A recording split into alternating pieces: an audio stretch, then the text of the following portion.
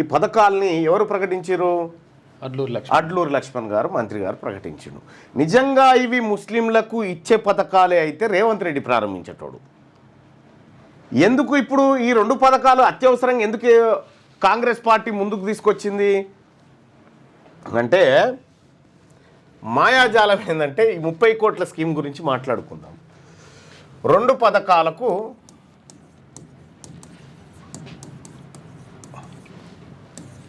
రూపాయలు 30 కోట్లు కేటాయింపు, విడుదల కాదు సుమా, కేటాయింపు మాత్రమే 30 కోట్ల రూపాయలు కేటాయించారు. ఈ 30 కోట్ల రూపాయలు తెలంగాణలో ఉన్నటువంటి ముస్లిం జనాభాకు ఒకరొకరికి వంచితే 61 రూపాయి వస్తుంది. ఓకే, 61 రూపాయి వస్తుంది ఒక్కొక్క ముస్లింకి వంచితే. ఈ 61 రూపాయితోటి ఒక పూట భోజనం కూడా రాదు, ఒక బిర్యానీ ప్యాకెట్ కూడా రాదు. సరే, అది అట్లా పెడితే ఎందుకు మరి ఇప్పుడు అవసరం వచ్చిందంటే జూబ్లీ హిల్స్ బై ఎలక్షన్లో అక్కడ ముస్లింలు ఓట్లు ఎక్కువ ఉన్నాయి. జూబ్లీ హిల్స్ బై ఎలక్షన్స్ నియోజకవర్గంలో ఉప ఎన్నికలు జరుగుతున్నాయి. 1,25,000 మంది ముస్లింలు ఉన్నారు ఓటర్లు.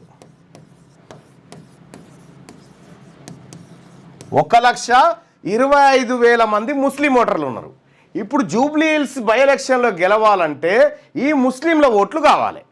ఈ ముస్లింల ఓట్లు కావాలంటే ఏం చేయాలి? వాళ్ళకు తాయిలం పెట్టాలి. తాయిలం పెట్టాలంటే ఏంది? ఇక్కడ ఏమేమి ఒంటరి మహిళలకు, ముస్లింలో ఉన్నటువంటి మహిళలకు, ఒంటరి మహిళలకు 50,000 ఆర్థిక సాయం. రేవంత్ అన్నక సహారా మిస్కిన్ కీలియే కింద ఫకీరు దూదేకుల వర్గాలకు మోపేళ్ళు. ఈ 1,25,000లో 1,00,000 మంది ఫకీర్లు దూదేకుల వాళ్ళు వీళ్ళే ఉన్నారు. బీసీ వర్గాలు 1,00,000 పైచిలుకున్నారు, ఓన్లీ బీసీ ముస్లిమ్స్.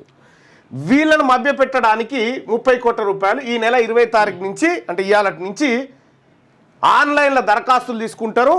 వచ్చే నెల 6 దాకా ఉంటుంది, నోటిఫికేషన్ వస్తుంది. అప్పుడు ఇక వచ్చే నెల 6 తర్వాత నోటిఫికేషన్ వస్తుంది. అరే ఇద్దామనుకునేసరికి నోటిఫికేషన్ వచ్చింది, మీకు ఇవ్వలేకపోతున్నాం. ఇదివరకు రాజీవ్ యువ వికాసమా ఏదో దరఖాస్తులు తీసుకురుగా? అవును, అదే రాజీవ్ యువ వికాసం దరఖాస్తులు తీసుకురు. వచ్చినాయా మీకు రాజీవ్ యువ వికాసం దరఖాస్తులు పెట్టిన వాళ్ళకి వచ్చినాయా? అప్లై చేసుకున్నారు అందరూ.